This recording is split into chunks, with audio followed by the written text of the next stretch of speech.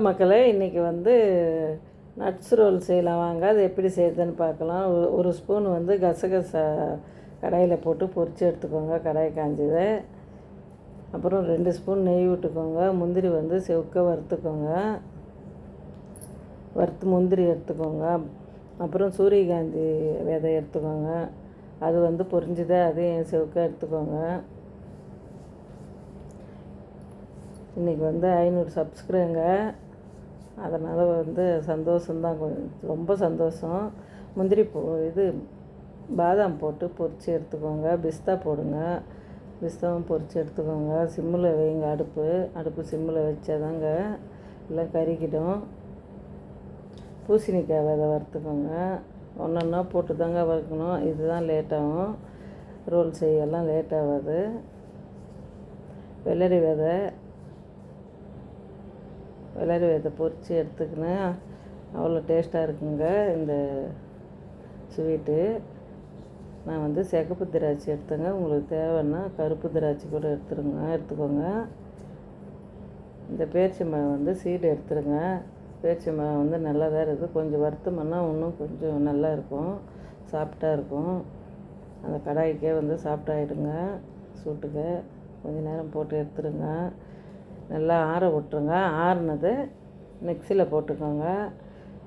மிக்சியில் போட்டு பல்ஸ் மூடு போடுங்க. இப்படி ஒரு திருப்பு கரெக்டாக வந்துடும். அது வந்து ஒரு பவுலில் கொட்டிக்கோங்க. பேரிச்சம்பழம் போட்டு அதே மாதிரி வந்து ஒரு திருப்பி எடுத்துக்கோங்க. நல்லா சப்பாத்தி மாவு பதத்துக்கு பிசைஞ்சிக்கோங்க. அப்போ தாங்க அந்த ரோல் பண்ணுறதுக்கு வரும். லட்டாவும் பண்ணலாம். நான் ரோல் பண்ணுங்க. இந்த வறுத்த திராட்சை கொட்டிடுங்க. இதை சாப்பிடும்போது நல்லாயிருக்கும். இந்த கசகசை வந்து இந்த பட்டர் பேப்பர் மேலே தூவிட்டு இது மாதிரி அழுத்தம் கொடுங்க. நல்லா அழுத்தி வைங்க. திருப்பி அழுத்தி வச்சாதாங்க அந்த ரோல் வந்து நல்லா வரும். இது மாதிரி அழுத்தம் கொடுத்துட்டு அப்படியே பேப்பரை வந்து ரோலாக பண்ணிவிடுங்க. நல்லா இருக்குதுங்க. செம்ம டேஸ்ட்டாக இருக்குது. 500 சப்ஸ்கிரைப் வந்ததுக்கு சந்தோஷங்க. உங்களுக்கு தான் மொத்தம் சந்தோஷம். தேங்க்ஸு எல்லாமே. இது மாதிரி வந்து அழுத்தம் கொடுத்து இந்த பட்டர் பேப்பரை வந்து சுற்றிடுங்க. ரோல் பண்ணி ஒரு அரை மணி நேரம் இருக்கட்டுங்க. அப்போ செட் ஆகிடும்.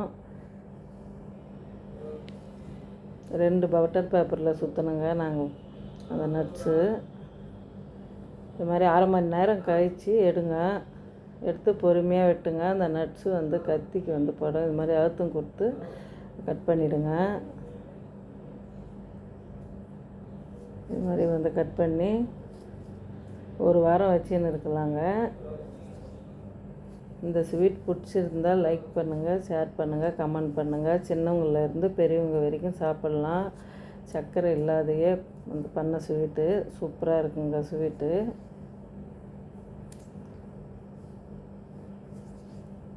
இது மாதிரி வந்து ஸ்டோர் பண்ணி ஒரு வாரம் வச்சுக்கலாங்க. கெட்டு போகாது.